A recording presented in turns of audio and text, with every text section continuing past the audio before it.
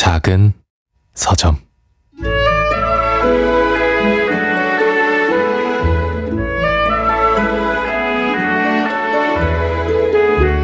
어느 6월 저녁 8시 무렵이 되자 나무 둥치로는 아직 희미하게 반짝이는 밝은 햇빛이 아른거렸지만 숲은 이미 어둑한 그늘에 잠겼다.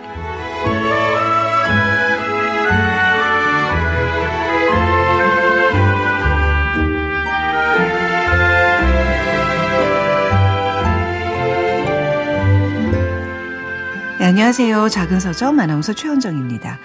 미국 작가 세라 오원 주잇의 백로 첫 문장으로 오늘 시간 문을 열어봤습니다. 시골 할머니 댁에 온 소녀 실비아는 자연과 깊은 유대감을 형성하며 살아갑니다. 그러던 어느 날 저녁 길을 헤매던 중에 한 남자를 만나게 되는데요. 책에 대한 내용은 장유진의 책갈피에서 살펴보고요. 이어서 작은 서점 그루들의 특별한 큐레이션, 오늘 이 책도 만나보겠습니다.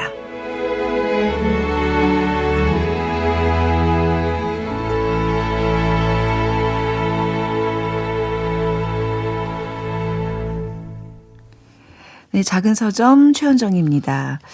김지은님께서 역사전화 그날을 아이에게 보여주다 갑자기 생각나서 아나운서님 이름을 검색했더니 작은 서점이 나오더라고요. 부랴부랴 지난 회차부터 따라잡으려 열심히 듣고 있습니다. 저는 책을 좋아하지만 분야는 육아서적과 소설, 에세이만 보게 되는데요. 다양하게 좋은 책들을 소개해 주셔서 좋습니다. 읽은 책도 새롭게 다가오고 읽고 싶은 책들도 많아지고 있습니다. 비록 육아에 지쳐 본방송은 매일 놓치지만 다시 듣기로 매일 듣고 있으니 앞으로도 작은 서점 흥하면 좋겠습니다. 앞으로도 오래오래 진행해 주시고 서점 열어주세요 해주셨어요. 아, 진짜 감사합니다. 이 육아 서적 이렇게 매달리는 그 시기가 있어요. 저도 분명히 그랬는데 그때 그 책을 읽고 싶은 그 열망이 더 커지잖아요. 저희가 우리 김지은님의 욕구를 좀 채워줄 수 있는 시간이 됐으면 좋겠어요. 다시 듣기로 언제든지 편한 시간에 꼭 함께 해주시면 감사하겠습니다. 진짜 이렇게 긴 글을 남겨주셨거든요. 제가 중간 생략을 했는데 감사합니다. 여러분의 이런 소중한 의견 받고 있습니다. 홈페이지 또는 인스타그램 문자와 모바일 통해서 남기실 수 있고요. 문자번호 샵9730, 짧은 문자 50원, 긴 문자 100원입니다. 모바일 플레이어 콩은 앱을 다운로드 받으시면 무료로 메시지 보내실 수 있습니다.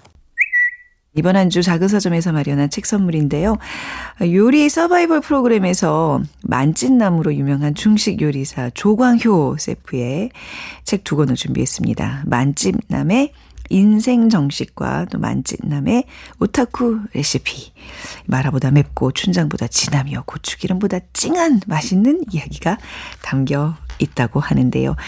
자, 이 책 받고 싶은 분들 이번 주까지 작은 서점 인스타그램을 통해서 신청해 주시면 됩니다.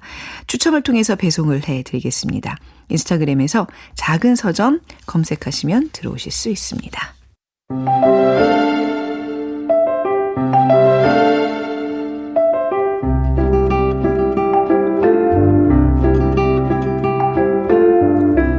꽃과 잎 사이, 책장과 책장 사이, 사람과 사람 사이 언제든 끼워두세요. 장유진의 책갈피.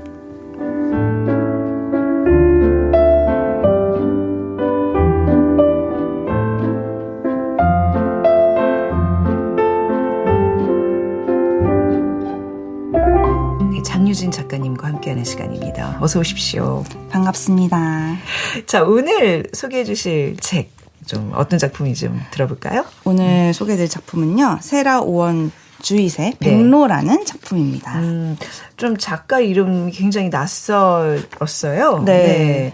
이게 지금 이 책 자체가 제목이 실크 스타킹 한 켤레라는 엔솔로지 같은 거죠. 네. 그래서 여러 작가들의 단편을 모아둔 책인데요. 특히 19, 20세기 영미 여성 작가 단편선 입니다. 그래서 11명의 작가와 작품이 실려 있어요. 맞아요. 그러니까 뭐 유명한 버지니아 울프의 작품도 있고 뭐 그렇더라고요. 맞아요. 네네. 근데 이 책이 되게 좋아요. 그래서 오늘 제가 백로를 소개하면서 여기 실린 왜냐하면 보통 이제 소설집 같은 경우는 한 작가님의 소설이니까 그거를 뭐 다 할 수는 없잖아요. 근데 여기는 각각의 다 다른 작가님들 그것도 되게 우리가 한 번쯤 다루면 좋을 만한 작가님들의 작품이 실려 있어서 이 책을 만약에 사신다면 네. 좋을 것 같아요. 왜냐하면 제가 여기 실린 거를 최소한 2-3편 정도는 더 해도 좋을 것 같아요. 아니 저희가 언젠가? 이제 이 책을 구입을 같이 우리 제작진들과 이제 보기 위해서 구매를 했는데 사실 이런 좋은 책은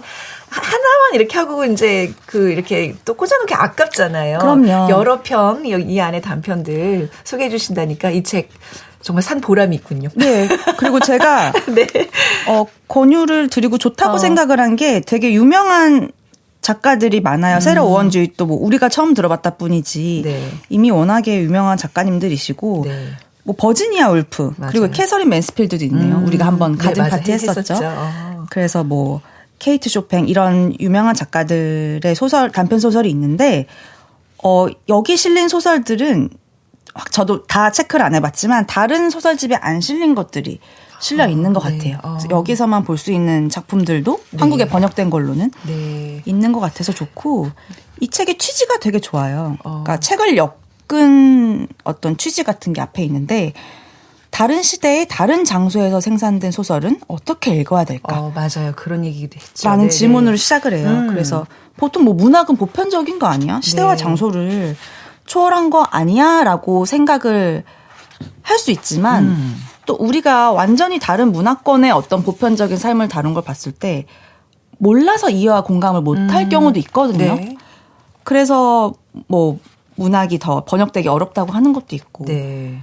그래서 이 질문에 답을 해줘요. 이 글 네. 엮으신 분이. 바로 그 시대와 장소에 대해 어느 정도는 알아야 한다. 맞습니다. 네네. 그래서 그 헨리 제임스의 유명한 표현이 있는데요. 네. 픽션이라는 집은 많은 창문을 가지고 있어서 그 삶의 장면을 바라보는 수많은 시각을 지니기 때문이다. 네. 그래서 좋은 소설의 마지막 장을 덮었을 때 드는 느낌은 그냥 마냥 재밌어 이게 아니라 착잡함에 가깝지 않을까 싶다. 네. 그래서 세상이 흑백으로 이루어져 있지 않아서 뭐 어떤 경우에도 두부 자르듯이 이렇게 자를 수 없고 그래서 소설 속 상황을 이해하기 위해서는 어떤 서로 겹치기도 하고 갈라지기도 하는 다양한 경험을 알아야 하지 않을까. 그래서 여기는 특히 19, 20세기 네. 그 시대. 근데 또 19, 20세기라는 것도 재밌어요. 아주 먼 과거가 아니잖아요. 그래서 그 시대의 여성 작가들의 소설이니까 네. 그때가 이제 막 여성의 어떤 가능성이 열리지만 네. 여전히 가능성일 뿐인. 그래서 열리는데 가능성일 뿐인 게 더 짜증나는 거 아세요? 눈앞에 보이는데 나는 저기에 갈 수 없어라고 아예 생각을 하고 네. 살던 시대에서 이제 가능성은 열렸는데 보이는데 못 가. 그런 시기인 것 같아요. 네.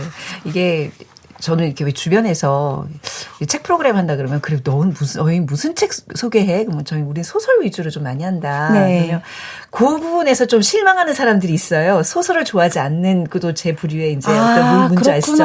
인문학 이런 어떤 최근에 나온 이렇게 화제되는 그런 인문학 네, 서적들을 네. 이렇게 좀 요약해주고 어떤 지식을 쌓는 차원에서 좀 한번 접할까 하다가 소설은 나 왜 읽어야 되는지 모르겠어라고 얘기하는 많은 사람들이 있는데 저는 그래서 그거 어떻게 답해줘야지 했던 그 고민하던 차에 거기 이제 서두에 그 지금 방금 말씀해 주신 그 부분 중에 이런 얘기가 있더라고요.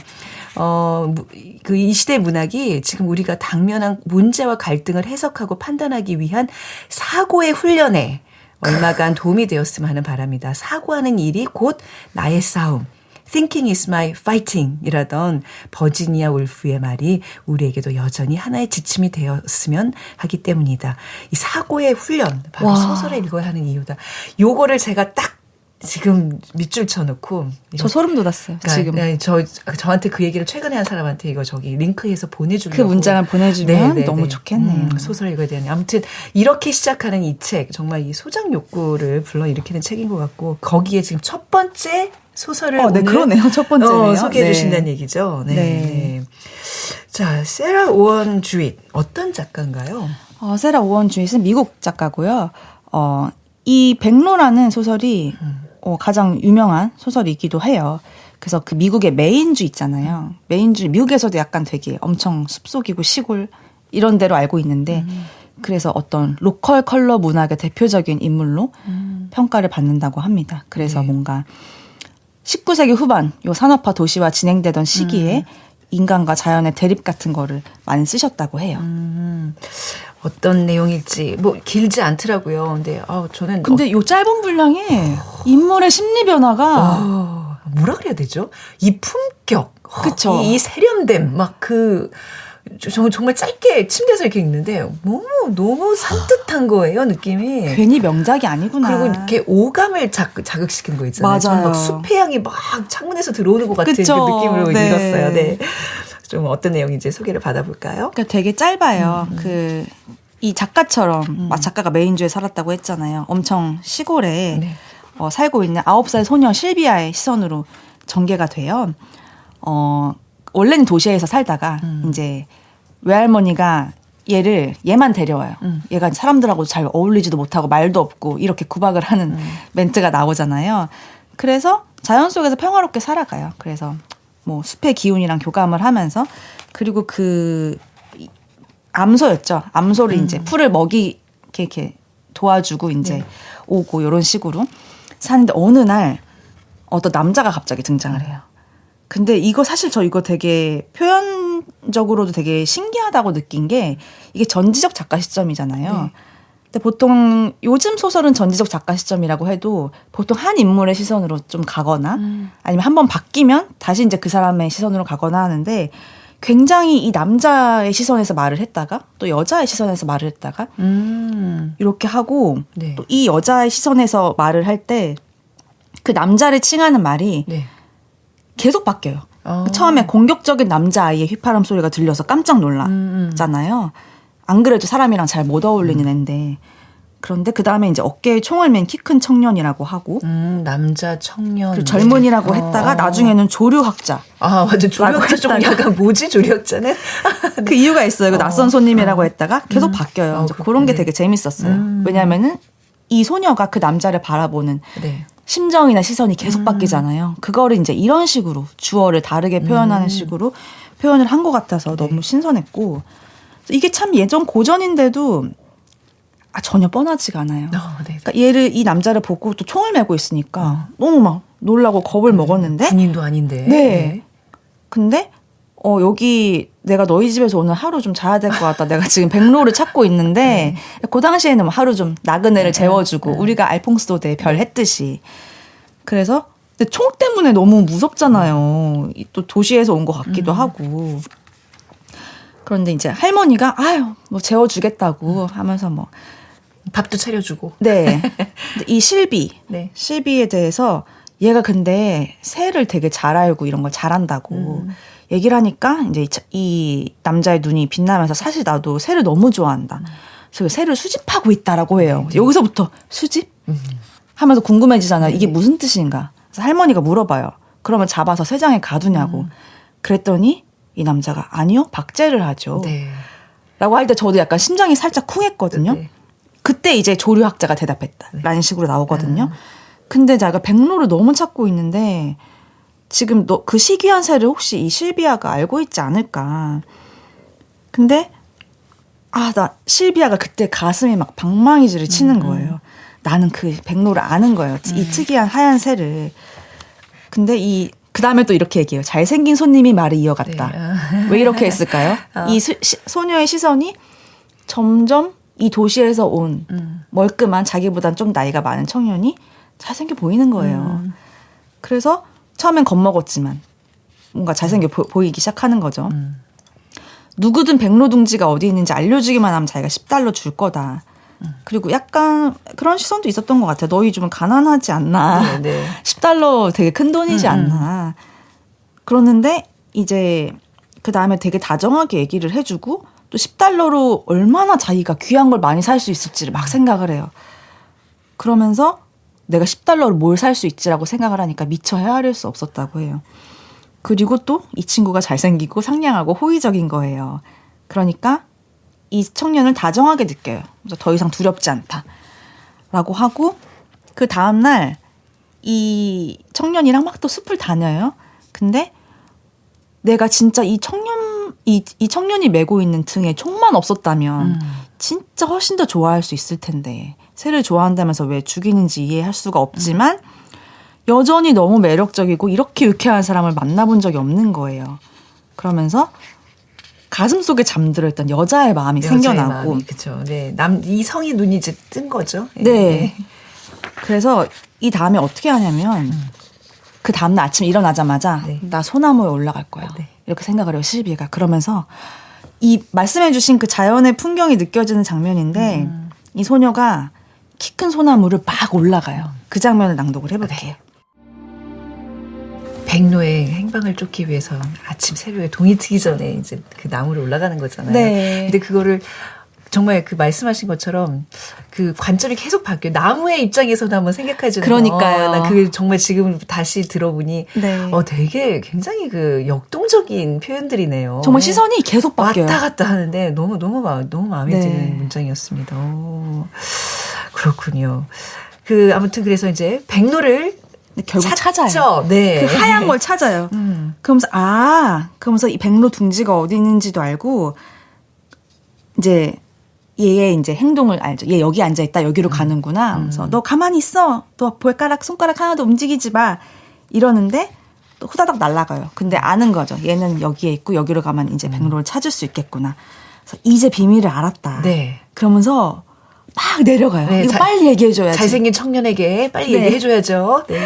그래서 이제 그에게 빨리 말해줘야지. 그러면서 말해주러 갔는데 그 청년이 얼마나 이제 기다리고 있었겠어요. 이 애가 또 옷이 막 다 찢어져요. 그 높은 소나무 올라가느라. 옷에 다 송진이 다 묻어 있고. 네. 네네. 근데 너무 이게 또 묘사가 기가 막힌 게 이 실비아가 새의 비밀을 알고 막 빨리 말해주고 싶어서 막 안달이 나는 심리 묘사를 하면서 내려오거든요. 근데 딱 만나자마자 말을 안 해요.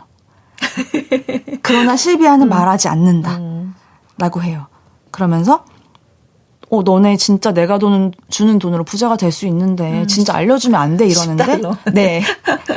그러나 실비아는 입을 열지 않는다. 그러면서 백로와의 어떤 비밀을 네. 지키는 길을 택하죠. 근데 그게 굉장히 이 소녀에게는 갈등이 큰 그 국면이었어요. 거기 이 따분하고 보잘것없는 삶에 처음으로 밀려온 인간적 관심이라는 거대한 물결이 자연과 말 없는 살림에 가슴을 맞대고 살아가는 삶의 만족감을 휩쓸어가야 하는 것인가 하면서 그죠? 저는 맞아요. 이 표현이 너무 멋있다고 생각했거든요. 네. 그래서 네. 그 마지막으로 그렇게 입을 열지 않기로 결정한 장면을 마지막으로 낭독하면 네. 될 것 같아요. 네. 결국 소녀는 그 $10에 저 고귀한 생명을 팔아넘기지 않기로 결심을 하고. 근데 이 마지막에 근데 시선이 또 한 번 바뀌는 게 정말 몇 번 바뀌는지 모르겠어요. 마지막에 저는 난 입을 열지 않아. 내가 옳았어. 이러고 끝날 줄 알았거든요. 네. 근데 또 고통을 느껴요. 가슴이 너무 아프고 나는 개가 주인을 사랑하듯이 그에 내가 개처럼 충성심을 바치는 여자가 될 수 있었을 텐데 이런 말도 하면서 갑자기 또 자연에게 말을 겁니다. 날 기억해 주렴. 난 너희의 비밀을 지켰단다. 네. 너무 아름다운 소설이에요. 이 소설에서 이 소녀가 한 9살 정도 되는 것 같더라고요. 네, 맞아요. 근데 9살의 소녀가 사실 우리 좀 돌이켜보면 그때부터 굉장히 그 예민해질 때잖아요. 맞아요. 초등학교 2, 3학년 때부터. 네. 그런 어떤 한 어린 소녀의 심리 변화를 엄청 잘 묘사를 한 것 같아요. 맞아요. 네, 사랑에 빠지면서도 내가 속해 있는 이 자연에 대한 어떤 그 경외심을, 존경심을 또 잃지 않으려는 그 노력들. 네. 엄청 매력적인 소설이 아닐 수 없습니다. 잘 골랐네요, 제가. 그러니까요. 네. 이래서 고전을 사람들이 찾는 것 같아요. 맞아요. 네. 오늘날 이 작품이 어떤 좀 문학사적으로 네. 어떻게 해석이 될 수 있을까요? 사실 이 작품이 그 생태 문학, 에코크리티시즘에서 거의 대표적인 작품이고, 그러니까 요 시대에 그 뭔가 자연과 인간의 공존을 모색하는 어떤 윤리적인 자각 같은 걸 보여주잖아요. 그래서 이게 그 생태주의 문학의 대표적인 작품으로 읽힙니다. 생태주의 문학이라. 네.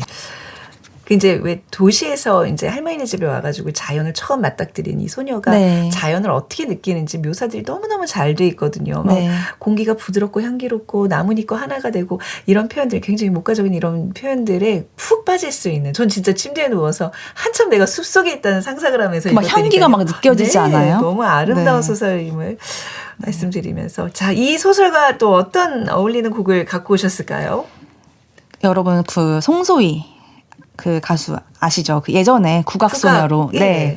저도 그 송소희 가수를 그 국악소녀로만 기억을 하고 있다가 네. 최근에 엄청나게 활발하게 국악을 벗어나서 음악 활동을 하고 계시다는 걸 그래요? KBS 박보검의 칸타빌레를 보면서 제가 알게 됐어요. 네네. 그 사실 저 박보검 씨를 엄청 좋아합니다. 갑자기 고백. 갑자기 고백. 저는 박보검 네. 배우님이 제일 잘생겼다고 생각을 하거든요. 근데 약간 좀 죄송한데 장유 작가님 박보검 얼굴이 약간 있어요. 왜? 아니 무슨 말씀이세요? 저 욕 먹어요. 네. 네. 아무튼 그래서 그 그렇구나. 박보검의 박보검 칸타빌레 좋아하시는구나. 네. 할 때 제가 정말 너무너무 행복했는데 지금은 끝났지만 그때 송소희님이 출연을 하셨어요. 그래서 그때 저도 송소희님이 이제 더 이상 국악만 하지 않고 네. 되게 많은 다양한 음악적인 시도들을 하고 앨범도 내시고 활발하게 활동을 하고 계셨는데 나만 몰랐구나. 그래서 그때 그 나러 드림 이 노래를 듣는데 제가 완전히 그때 쇼크를 먹었어요. 완전 충격을 먹었어요. 거의 노래를 그 뷰욕 아시죠? 아일랜드. 뷰욕, 한국의 뷰욕이다라는 생각이 드는 거예요. 그 정도. 너무 멋있는 거예요. 특히 이 나러 드림이 또 뮤직비디오로도 유명해요. 딱 초원에서. 완전히 그냥 막 발성이 그냥 또 국악을 하셨으니까. 네네. 창법은 국악 창법으로 안 부르고요. 넘나들어요. 어머. 그래서 정말로 네네. 본 적 없는 그런 창법으로 네. 본 적 없는 음악을 하시는데 네. 너무 멋있었어요. 네. 그래서 이 나러 드림을 들으면 되게 자연이 느껴지거든요. 네. 그래서 이 어떤 생태주의 문화 우리가 백로를 읽었는데 좋다. 네. 여기랑 어울리는 노래라서 골라왔습니다. 노래도 굉장히 기대가 됩니다. 자, 장유진의 책갈피 19, 20세기 영미 여성 작가 단편선 실크 스타킹 한 켤레 중에서 세라 오원주잇의 백로 함께 하셨습니다. 자, 추천곡 들으면서 여기서 인사 나누겠습니다. 장유진 작가였습니다. 감사합니다. 감사합니다. 작은 서점.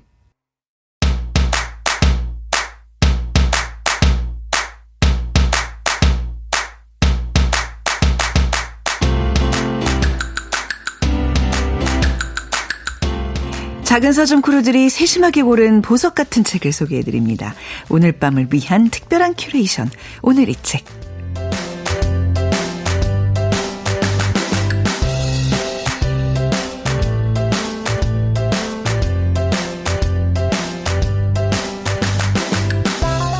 예스24 김유리 MD 어서 오십시오. 반갑습니다. 네, 안녕하세요. 지난주보다 훨씬 건강한 모습으로 오늘 오셨어요.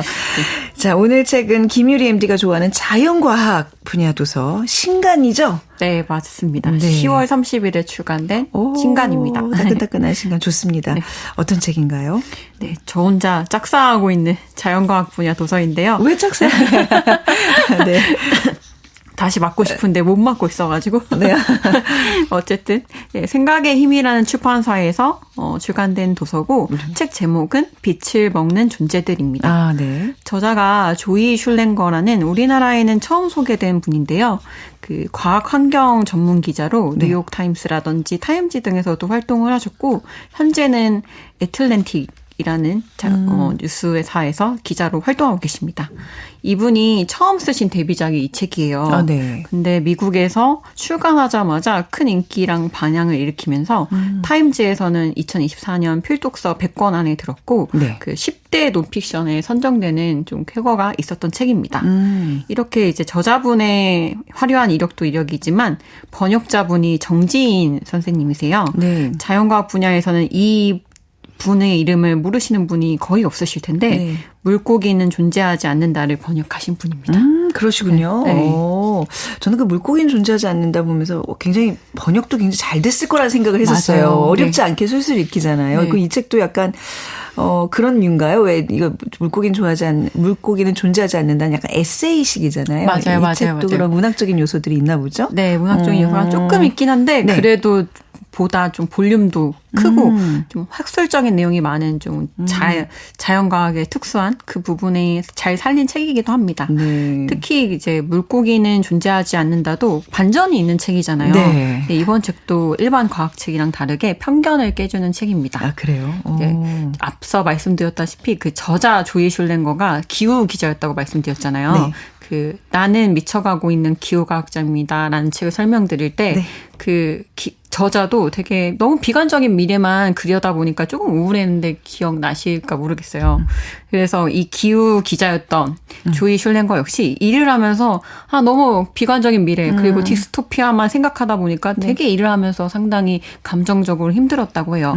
그래서 자기가 아무리 기사를 많이 쓰고 경고를 해도 세상이 바뀌는 게 정말 없으니까 네. 그거에 대해서 무력감을 많이 받았나 봐요. 그러던 날 그 2019년 8월 여름에 네. 그 우울했던 그녀에게 유일하게 신선한 자극을 주었던 식물이 양치 식물이었다고 합니다. 그래서 양치 식물을 공부하면서부터 시작해서 식물에 관해 네. 여러 연구자를 만나는 기회를 이제 가졌는데요. 그렇게 되면서 탄생한 책이 이 책입니다. 양치식물. 어떤 주제를 담고 있어요? 이 빛을 먹는 존재들은 네. 식물의 세계 중에서도 최근 20년간 많이 연구되거나 주목받은 식물 지능이라는 개념을 중심으로 써낸 논픽션이에요. 식물 지능이요? 네.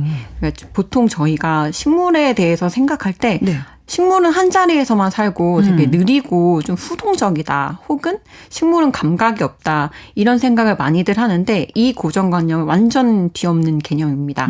그래서 저자도 그 최신 과학 연구들을 바탕으로 식물이란 존재가 보고 듣고 기억하고 그리고 더 나아가 다른 존재들과 의사소통을 할 수 있다는 증거를 제시하는 책이기도 합니다. 네. 우리 집에서 이제 화분 기르시는 분들 많잖아요. 맞아요. 반려식물처럼 저도 굉장히 식물 키우는 거 좋아하거든요. 안 그래 보이죠? 근데 아무튼 그런 집에 있는 화분들조차도 어떤 방식으로든 각자 존재감을 갖고 있다는 얘기인가요? 네, 그렇게 볼 수 있는데요. 예컨대 이제 책 속에서 보면 토마토도 식물이잖아요. 네. 그게 건조 상태일 때랑 물을 잘 먹었을 때 토마토 식물이 소리를 내는 빈도가 다르다는 실험도 네. 나와요. 그리고 또 어떤 식물은 애벌레의 침 속에 있는 화학 물질을 감지해서 포식자를 유인하는 화학 신호를 내는 등 약간 식물 자체가 판단이랑 행동을 하는 흔적들을 발견했다고 합니다. 식물이 판단하고 행동한다. 너무 식물을 의인화하는 게 아닌가 싶어요. 네, 맞아요. 지난번 동물 관련 이야기 나누면서도 뭐 지능은 좀 인간만의 전유물은 아니다 이런 얘기도 했었잖아요. 네, 맞습니다. 그 문어의 각각다리는 인간의 뇌처럼 작동하고 네. 돌고래한테는 언어가 있을 뿐만 아니라 지역별 방언이 존재한다는 건 이미 과학적 상식으로 모두 대부분 알고 계실 텐데요. 식물 역시 인간의 오감으로만 파악할 수 없을 뿐이지 그들만의 방식으로 소통할 수 있다는 것이 이 책의 주제입니다. 네. 분명 식물은 이제 입증된 뇌가 없는 존재이긴 한데 네. 온몸으로 사유하고 행동하고 있다고 하더라고요. 동물 관련 뭐 이런 주제를 다룬 책들은 꽤 있는 걸로 아는데 식물을 다룬 책 왜 이제야 나왔을까요? 사실 말씀하셨던 것처럼 네. 그 의인화 네. 되는 거 아니냐라고 이야기하셨는데 사실 불과 30-40점 전만 해도 식물이 지능이 있다. 혹은 식물 지능의 개념에 대해서 거론학자들은 약간 과학계에서는 매장당할 각오를 하고 말을 해야 했다고 해요. 아주 오래전부터 아리스토텔레스까지 건너가면 그 식물을 자연의 사다리 가장 아래에 두고 있었다고 해요. 네. 그래서 지능도 감각도 없는 존재라고 이제 아리스토텔레스가 생각했던 거죠. 근데 우리의 서구 방식에 따르면 아리스토텔레스가 사실 아버지 개념에 좀 해당이 되잖아요. 네. 그러니까 과학계에서도 확고한 어떤 기준이라고 볼 수 있었는데 특히 찰스 다윈이 식물학에 몰입한 게 말년에 한 1880년도 정도에 식물학을 되게 열심히 연구했다는 시즌이 있었더라고요. 네. 그때 식물의 어린 뿌리 말단이 하등 동물의 뇌처럼 작동한다는 뿌리뇌 가설을 내놓았지만 동시대 식물학자들한테 엄청난 비판을 받았다고 합니다. 그래서 이게 식물 지능 어떻게 정말 대담한 용기 없이는 말을 못하는 상황이었으나 네. 20세기 후반부터 좀 호기심 강하고 끈질긴 몇몇 과학자들이 계속 연구를 해왔던 거죠. 네. 그러면서 그 존재를 부인했던 사람들의 고정관념을 부수기 시작합니다. 그렇게 되면서 지난 10년에서 20년 사이 네. 생리학이라든지 영상기술 그리고 신경생물학, 분자생물학 등 다양한 분야에서 식물의 감각 체계가 급격하게 발전하면서 연구되기 시작했어요. 네. 그 결과 무감각하고 수동적인 존재로 여겨졌던 식물이 훨씬 활동적이고 적응적인 존재로 보이기 시작했습니다. 그러니까 식물 진리라는 그 개념이 굉장히 그 어떻게 보면 개혁적인 어떤 사고의 시작점이라고 할 수 있군요. 근데 예를 들어서도 어떤 연구들이 있었을까요? 연구들을 네. 소개드리기에 앞서서 네. 식물학자들이 공통적으로 세우는 대원칙이 있는데요. 네. 진짜 아나운서님 말씀하셨던 것처럼 식물을 의인화하지 않는다. 이게 대전제더라고요. 네네. 네. 그래서 식물의 진화는 동물과 개를 달리하고 그리고 식물의 감각 체계는 인간의 오감을 벗어났기 때문에 섣부른 상상이나 잘못된 은유는 오히려 탐구에 더 방해가 된다고 해요. 네. 그래서 의인화는 절대 하지 않았고요. 그러니까 이 책에 소개된 연구들은 대부분 엄청난 검증을 받아서 실렸다는 부분을 좀 감안해 주시면 좋을 것 같습니다. 이제 기존의 어떤 상식을 부수려면 철저한 자기 검열이 있어야 된다. 네. 이런 얘기인 것 같은데 책에 선별된 연구들은 어떤 게 있어요? 첫 번째로는 네. 그 식물이 입이 없지만 서로 의사소통을 한다는 걸 발견하게 된 연구인데요. 신기하다 말만 들어도. 미국의 워싱턴대에 한 숲이 딸려 있었나 봐요. 근데 그게 1970년대 후반에 몇 년간 그 애벌레들의 공격으로 파괴가 됐었다고 해요. 네. 근데 그로부터 3년이 지난 시점부터 상황이 반전돼서 오히려 애벌레가 막 죽기 시작하는 거예요. 네.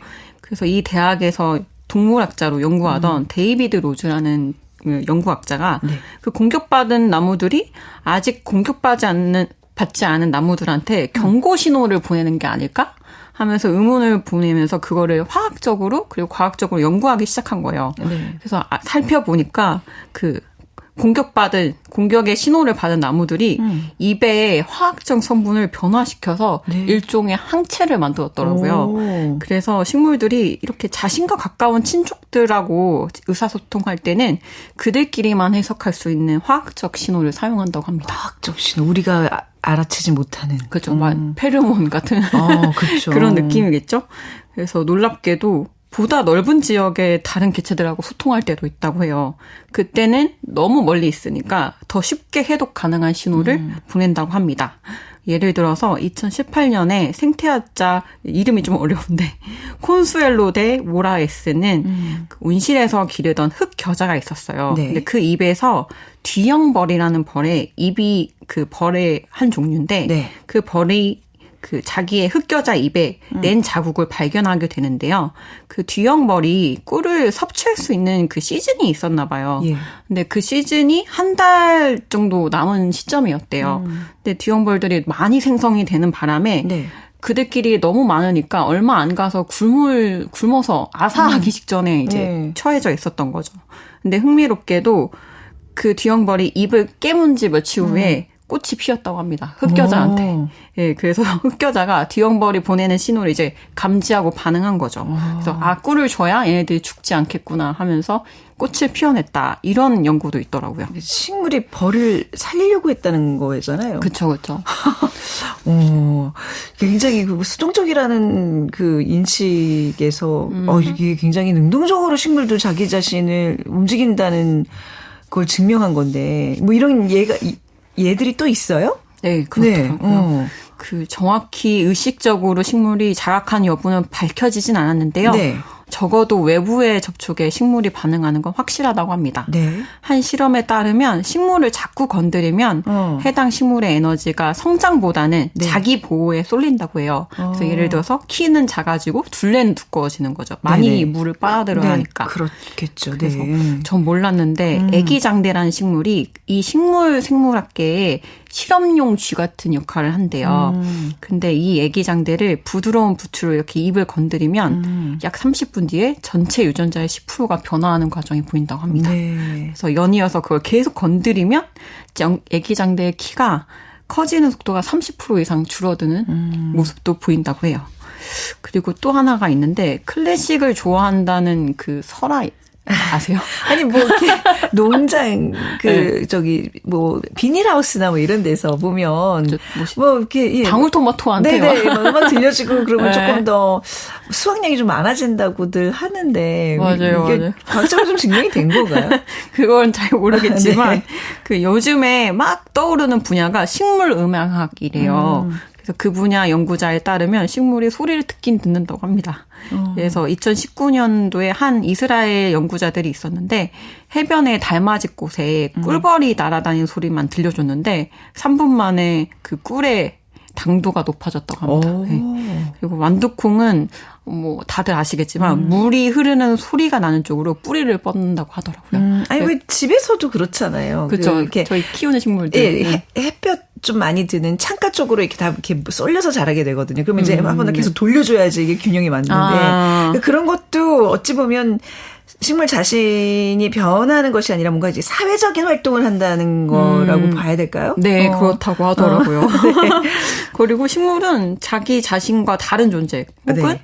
자신과 친족 관계인 존재까지 구분이 가능하다고 합니다. 그래, 똑똑하네요. 네, 그래서 캐나다의 한 식물 진화 생태학자가 있는데 이름은 수전 더들리라고 나오는데요. 네. 이제 그 생태학자가 갯냉이라는 식물이 자신과 유전적으로 거리가 먼 식물들에 둘러싸여 있을 때는 뿌리를 공격적으로 이렇게 내린대요. 근데 반면에 가족 관계인 개체들하고 함께 자랄 때는 뿌리의 성장을 좀 억제한다고 합니다. 네네. 또 이제 아르헨티나의 연구에 따르면 2017년에 있었는데 그 해바라기를 촘촘하게 심었더니 해바라기들끼리 서로가 서로에게 이제 그늘이 들이오지 않도록 줄기 방향을 조절해 준대요. 네. 그래서 결과적으로 해바라기유 그 생산량이 47% 증가했다고 하더라고요.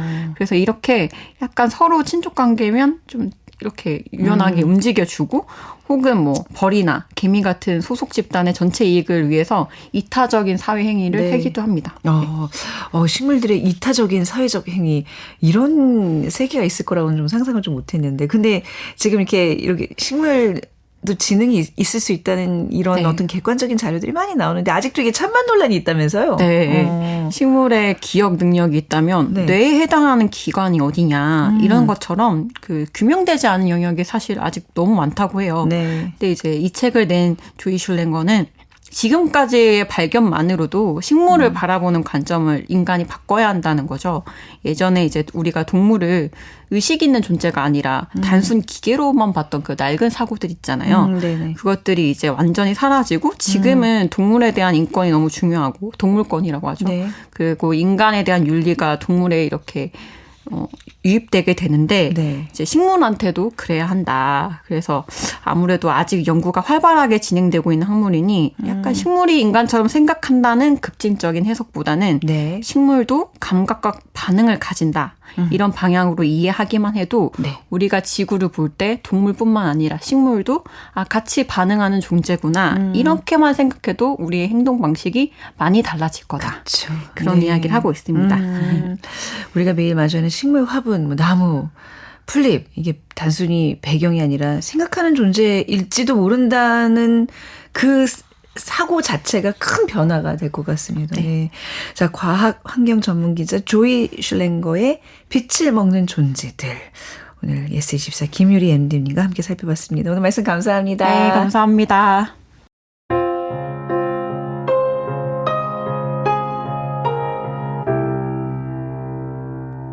작은 서점 눈부시게 반짝거리는 싱그러운 향이 가득한 김동률의 산책 끝곡으로 띄워드리면서 이 시간 마무리하겠습니다. 지금까지 작은 서점 아나운서 최원정이었습니다. 고맙습니다. 내 맘처럼 흘러나오는